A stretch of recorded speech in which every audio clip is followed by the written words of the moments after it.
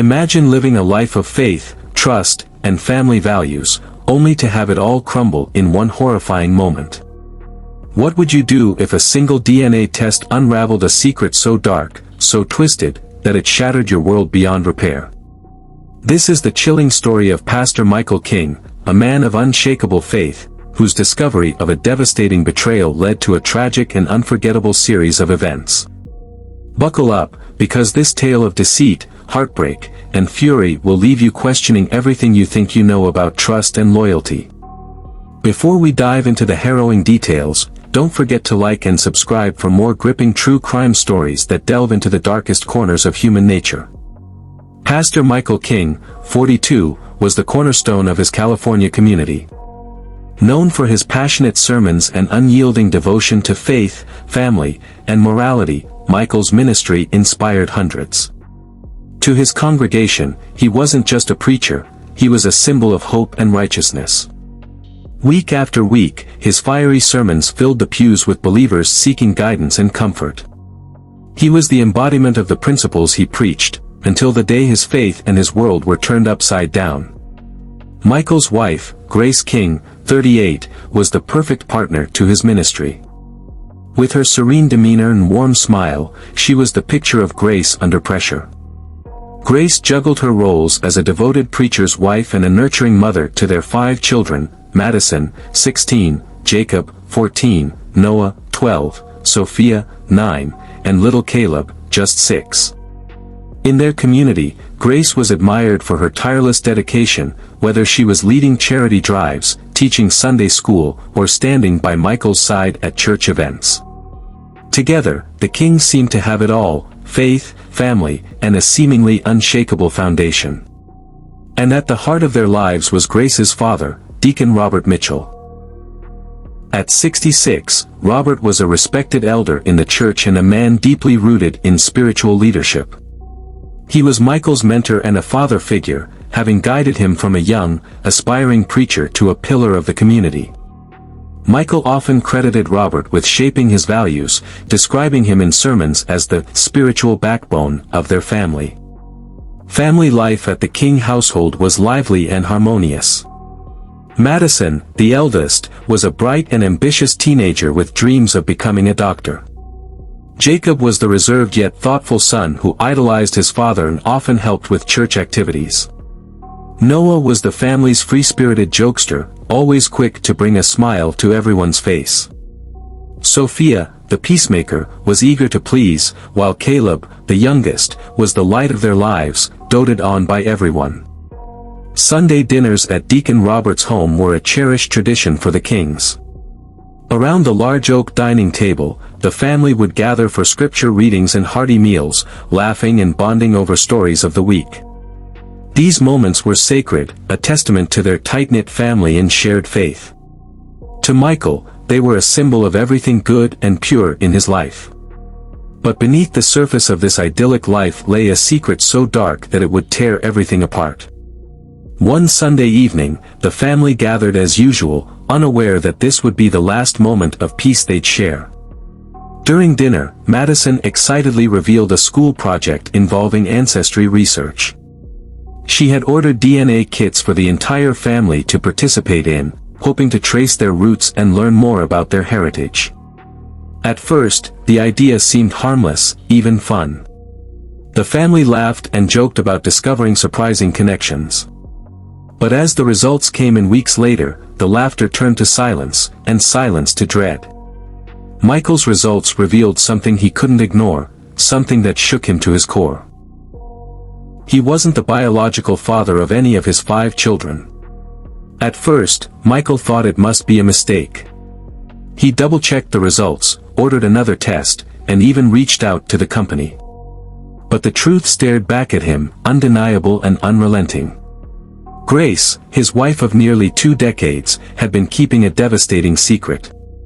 The biological father of all 5 children was none other than Deacon Robert Mitchell, her own father. The betrayal cut deeper than words could express.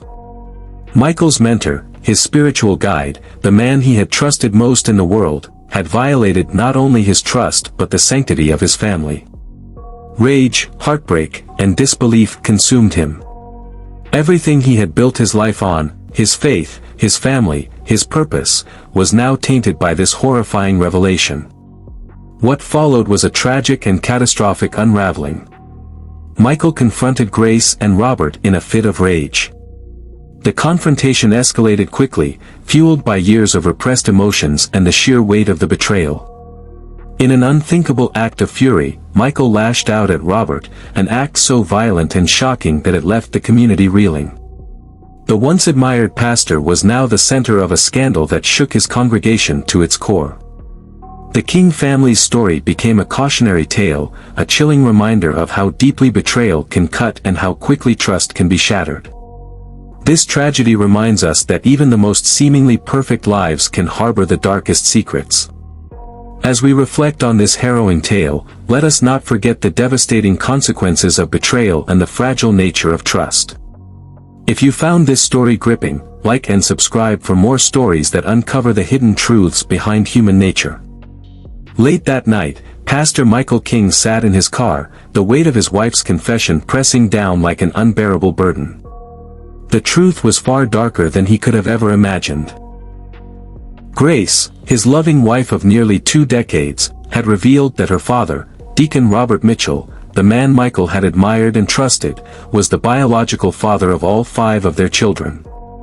The revelation had destroyed everything Michael believed in, his faith, his family, and his sense of identity. As he gripped the steering wheel, his mind raced back to the countless moments he had shared with Robert, the man he had considered his spiritual guide. Michael's memories of Sunday dinners, heartfelt conversations, and shared prayers were now tainted. How could the man who had taught him about morality and faith commit such a monstrous betrayal? The fury within Michael burned hotter with each passing moment, his anger simmering just beneath the surface, threatening to erupt. When he finally returned home, the house was eerily silent. Grace was waiting for him in the living room, her eyes red and swollen from hours of crying. She stood as he entered, her hands clasped tightly together. "Michael," she began, her voice shaking, "I'm so sorry. I never wanted this to come out this way. I was trapped, scared." "Don't," Michael interrupted sharply, his voice cold and filled with anger. "Don't you dare make excuses. You let this happen. You hid it for years while I raised his children." Grace broke into sobs, but Michael couldn't bear to look at her. His eyes burned with tears of his own, but he refused to let them fall. "I need answers," he demanded. "How long? How could you let this go on? Did you ever think about what this would do to me? To our family?" Grace fell to her knees, her voice barely audible through her sobs. "It started before we got married. I was young and naive, and he had control over me. I didn't know how to stop it. When we had the kids, I thought maybe it could just be buried. I didn't want to hurt you. I didn't want to destroy everything." "Destroy everything?" Michael's voice rose, his rage boiling over. "It's already destroyed. My life, my faith, my family, everything I've worked for, was built on a lie." His voice cracked as the weight of her words sank in deeper. "And him? He stood there every Sunday, pretending to be righteous, pretending to be a man of God. He's a monster." Grace looked up at him, her tear-streaked face filled with desperation. "I didn't know how to stop him, Michael. I was scared." Michael turned away, his fists clenching and unclenching as he struggled to contain the storm of emotions raging inside him. "You should have told me," he said finally, his voice barely above a whisper. "You should have trusted me to protect you, to stand by you. But instead, you let this go on for years. You let me raise his children, love them as my own, without knowing the truth." He stormed out of the house, leaving Grace sobbing on the floor. His mind was a whirlwind of anger, heartbreak, and disbelief. He needed answers. He needed to confront the man who had shattered his life. Michael drove straight to Robert's house, his thoughts dark and chaotic. When he arrived, the lights were still on, as if Robert had been expecting him. Michael banged on the door, and when it opened, Robert stood there, calm and unrepentant, as if he had done nothing wrong. "Michael," Robert said evenly, his voice betraying no emotion. "I suppose you've spoken to Grace." "Don't play coy with me," Michael snarled, stepping inside and slamming the door behind him. "You've destroyed my life, my family, my faith. How could you do this to me? To us?" Robert sighed, his expression cold and calculating. "Michael, you need to understand." Michael interrupted, his voice rising with fury. "Understand what? That you're a predator? That you've been manipulating and abusing Grace for years while pretending to be a man of God?" Robert's face darkened, but he didn't deny it. "You don't understand the complexities of family, Michael. What's done is done." The calmness in Robert's voice only fueled Michael's rage. He lunged at him, grabbing him by the collar and shouting in his face. "You destroyed everything I believed in. Everything. You're no man of God, you're a devil." Robert shoved Michael away, smirking. "And what are you going to do about it? You're a preacher, Michael. You preach forgiveness, don't you?" But forgiveness was the last thing on Michael's mind. His vision blurred with anger, his hands trembling as he struggled to restrain himself. The room felt suffocating, the weight of betrayal pressing down on him. In a moment of blind fury, Michael snapped. The years of betrayal, the lies, the loss of everything he held dear, they all came crashing down in an instant. What happened next would haunt him for the rest of his life. The tragedy that unfolded that night would send shockwaves through the community. The man they had once revered as a pillar of faith and morality was now at the center of a scandal that would forever stain the church's history. Michael's actions, born of heartbreak and rage, would lead to consequences he could never have imagined. The once perfect family was now broken beyond repair, their story serving as a chilling reminder of the darkness that can lurk beneath the surface of even the most seemingly idyllic lives. In the end, the king's story was not just one of betrayal, but of the devastating power of secrets, and the destruction they leave in their wake. The room was suffocating with the stench of iron and death, the silence deafening except for the heavy breathing of Pastor Michael King. He stood amidst the chaos, his father-in-law's lifeless body at his feet, the blood-soaked knife slipping from his trembling hands. What had he become? A man once revered for his faith and compassion, now reduced to a shadow of himself, driven by betrayal, anger, and vengeance. The echoes of the horrifying acts he'd committed replayed in his mind, but they brought no peace, no closure. Michael stumbled back into a chair, his bloodied hands covering his face as tears streamed uncontrollably. He thought of his children, their innocent faces, their trust in him. How could he ever face them again? They didn't deserve to bear the weight of the monstrous secrets or the violent consequences that followed. Michael looked around the room, his gaze falling on the family Bible that still lay open on the dining table. Its pages were now speckled with blood. He reached for it, his hands trembling as he flipped through the pages, his mind seeking solace, redemption, or even just a reason to keep going. But the words that once gave him strength now felt hollow, as though they mocked him for falling so far from grace.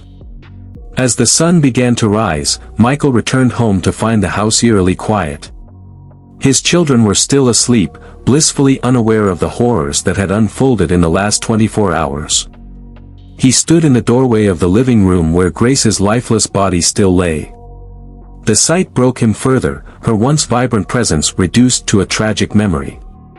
Michael sat on the floor beside her, his bloodied hands reaching out to touch her face one last time. "I loved you," he whispered, his voice cracking. "I loved you so much. How did we end up here?" He didn't move for hours, lost in a haze of regret and devastation. He thought of his congregation, the people who looked up to him, who relied on him for guidance and strength. How would they react when they learned what he had done? The thought of their betrayal mirrored his own, and it was unbearable. It wasn't long before the gruesome events came to light. A neighbor had heard Henry's screams and called the authorities. The police arrived at Henry's house to find Michael sitting on the porch, covered in blood and holding the family Bible. He didn't resist when they cuffed him, his expression vacant, his spirit broken. News of the tragedy spread like wildfire through the small California community. The congregation that once adored Pastor Michael was left reeling, unable to reconcile the kind, compassionate man they knew with the killer they now saw in the headlines. Rumors swirled about what had led to the horrific events, but no one could have imagined the full extent of the betrayal that had unfolded. The King children were taken in by relatives as the investigation unfolded. They were shielded from the gruesome details, but the loss of their parents left them scarred. Madison, the eldest, struggled to process the fact that her genealogy project, the innocent school assignment that had started everything, had inadvertently destroyed her family. During the trial, the horrifying details of the betrayal were laid bare. Grace's affair with her father, the manipulation, and abuse she had endured at his hands, it was all exposed in excruciating detail. Michael's defense attorney argued that he had been driven to temporary insanity, that the sheer weight of the revelations had broken him. But the prosecution painted a different picture, a man consumed by rage, who chose violence over forgiveness, despite preaching love and mercy his entire life. The jury listened intently as psychologists described Michael's mental state leading up to the murders, and the congregation filled the courtroom each day, hoping to understand how the man they trusted had fallen so far. When the verdict was finally delivered, Michael was found guilty of double homicide. He was sentenced to life in prison without the possibility of parole. As he was led away in handcuffs, he turned to his children, who sat in the back of the courtroom. "I'm so sorry," he mouthed, tears streaming down his face. But no words could undo the pain he had caused. In the aftermath of the tragedy, the King children struggled to rebuild their lives. Madison took on the role of caretaker for her younger siblings, her childhood cut tragically short. The once vibrant family home was sold, and they moved to another town, hoping to leave the haunting memories behind. The church, too, was forever changed. Attendance dwindled as members grappled with their faith and the shocking fall of their beloved pastor. The pulpit that once held Michael's fiery sermons now stood empty, a solemn reminder of the darkness that had overtaken their community. Years later, Madison would recount the story in a memoir, sharing the devastating impact of the betrayal that destroyed her family. Her words served as both a cautionary tale and a testament to the resilience of those left behind. As for Michael, he spent his days in prison reflecting on his actions. He led Bible study groups for other inmates, searching for redemption in the only way he knew how. But deep down, he knew he could never truly atone for the pain he had caused. The tragedy of the King family was a chilling reminder of how deeply betrayal can cut and how fragile the bonds of trust and faith can be. In the end, it was a story of love turned to hate, trust turned to betrayal, and faith turned to ashes. And though the scars it left would never fully heal, it served as a haunting lesson on the devastating consequences of secrets and lies. The quiet California neighborhood, once serene, was now the epicenter of a horrific tragedy that would ripple across the nation. As the sun rose, casting light on the dark deeds of the night, Pastor Michael King sat on the porch of his father-in-law's house, his clothes soaked in blood. In his lap rested the family Bible, its pages smeared with crimson, a chilling juxtaposition of faith and violence. Neighbors, awakened by the blood-curdling screams and chaos, had called 911. Police arrived swiftly, their weapons drawn, prepared for resistance. But instead of a violent standoff, they found Michael sitting calmly, his face blank, his hands resting on the Bible. "It's done," he said in a low, steady voice, raising his hands in surrender. "God's justice has been served." As officers cautiously approached, their unease grew. Michael didn't resist as they cuffed him and led him to the patrol car. One officer ventured inside the house, and what they found would haunt them forever. Henry Mitchell, the respected deacon and community elder, lay in a grotesque state in the dining room. His chest was riddled with stab wounds, and his manhood had been severed in an act of gruesome vengeance. The pool of blood beneath him and the signs of a violent struggle painted a chilling picture of the preacher's fury. As Michael was placed in the back seat of the patrol car, he turned to one of the officers with a chillingly casual tone. "Naomi," he said, referring to his wife. "You'll find her at our house. She betrayed me too." The officers exchanged horrified glances and immediately dispatched a team to the King residence. When they arrived, they found Naomi exactly as Michael had described. Her body lay in the living room, brutally stabbed and dismembered, the scene a horrifying display of rage and calculated violence. At the station, Michael confessed in excruciating detail, his voice unnervingly calm. He explained the sequence of events with no remorse, as though he were recounting a story from the pulpit. "She lied to me for years," he said of Naomi. "And my father-in-law, he was a wolf in sheep's clothing. He violated my marriage, fathered my children, and sat at my table as if nothing was wrong. They destroyed my family. I just finished what they started." The investigators sat in stunned silence as Michael laid bare the extent of his rage and pain. When asked why he didn't seek help or turn to his faith, his response was chillingly simple. "I preached forgiveness," he said, his voice cold. "But some sins are too great to forgive." The news of the murders sent shockwaves through the community. The once beloved pastor, the man they had turned to for guidance and inspiration, was now a murderer. The church that Michael had built with his fiery sermons and unyielding faith was left in shambles. Congregants struggled to reconcile the man they knew with the horrors he had committed. Vigils were held, prayers offered, but the air was heavy with unanswered questions. How could such a betrayal have festered in silence for so long? How could the man who preached love and compassion descend into such unspeakable violence? Michael's trial became a national spectacle, a macabre tale of betrayal, rage, and vengeance that captivated the public. The courtroom overflowed with journalists, curious onlookers, and members of Michael's former congregation, all eager to witness the outcome of the pastor-turned-murderer's fate. The defense painted a picture of a man driven to the brink of madness. Psychologists testified about the devastating impact of discovering that his 5 children were fathered by his wife's abusive father. They described his actions as those of a man who had been pushed beyond the limits of human endurance, broken by the betrayal of those he trusted most. The prosecution, however, focused on the cold, calculated nature of the murders.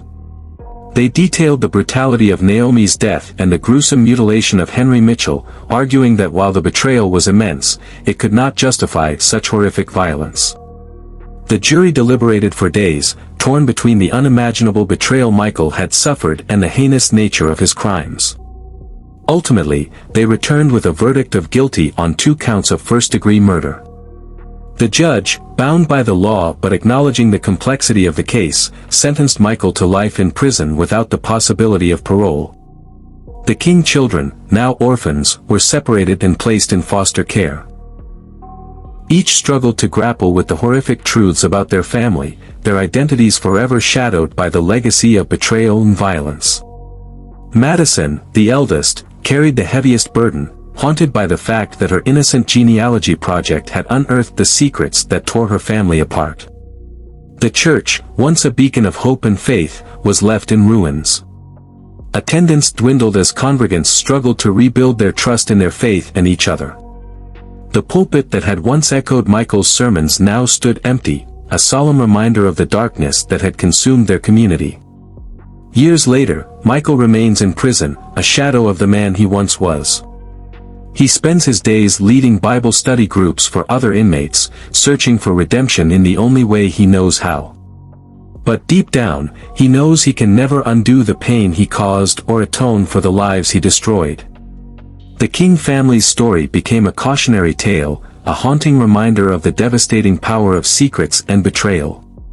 It serves as a chilling lesson on the fragility of trust, the destructive force of unspoken truths, and the lengths to which a person can be driven when their world is shattered.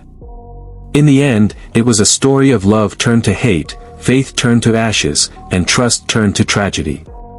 And though the scars it left behind may never fully heal, the tale of the King family will forever serve as a dark reminder of the consequences of betrayal, and the cost of vengeance. As Michael King was led out of the courtroom, his head bowed and hands shackled, the weight of his actions hung heavy in the air. His once pristine clerical collar was replaced with a prisoner's uniform, a stark symbol of his fall from grace. In his hands, he clutched his blood-stained Bible tightly, whispering prayers to a God he believed had guided his hand toward vengeance. To some, he was a broken man, a tragic figure who had been destroyed by unimaginable betrayal. To others, he was a murderer who had crossed a line no amount of pain could justify. The courtroom emptied, but the whispers of the tragedy lingered. Journalists speculated, psychologists debated, and members of his former congregation struggled to reconcile their memories of Michael the preacher with Michael the murderer.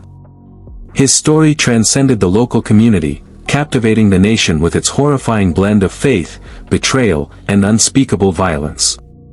Back in the quiet California town, the church that had once stood as a beacon of hope was now a hollow shell. Its pews, once filled with faithful followers, sat empty. The pulpit, where Michael had delivered fiery sermons on forgiveness and morality, remained silent. The congregation was left grappling with the weight of his actions and the secrets that had been hidden in plain sight. Some members of the church tried to salvage what they could, organizing prayer meetings and counseling sessions to help others cope with the aftermath. Others couldn't bear to return, their faith shaken to its core. How could a man who preached love and compassion succumb to such violence? How could a community so rooted in faith be blind to the darkness that lurked beneath? For Michael's 5 children, the ordeal was a nightmare from which they couldn't awaken. Torn from the home they had known and separated into different foster families, they faced the daunting task of rebuilding their lives. Madison, the eldest at 16, carried the heaviest burden. She had been the one to suggest the DNA test, unknowingly setting into motion the chain of events that led to the destruction of her family. Madison would lie awake at night, haunted by questions she couldn't answer. Could she have done something differently? Was she to blame for her parents' deaths? Her siblings, too young to fully understand the complexities of betrayal, clung to memories of their father as the loving man they knew before the truth came to light. As the years passed, the siblings drifted apart, their shared trauma too painful to confront together. Madison buried herself in her studies, determined to rise above the shadow of her family's legacy. But no matter how far she ran, the scars of her past followed her. In prison, Michael King became a complex figure. To some inmates, he was a man of God, a preacher who had been pushed too far. He led Bible studies, counseled fellow prisoners, and delivered impassioned sermons on redemption and the dangers of hidden sin. But to others, he was a hypocrite, a man who had violated the very principles he once stood for. Michael's faith remained unshaken, but his nights were plagued by visions of the lives he had taken. In his cell, he would replay the moments leading up to the murders, the fury that consumed him, and the emptiness that followed. He wrote letters to his children, pouring out his remorse and begging for their forgiveness, but they remained unanswered. He was a man trapped not only by the walls of his cell but by the weight of his own conscience. The town where the tragedy unfolded was never the same.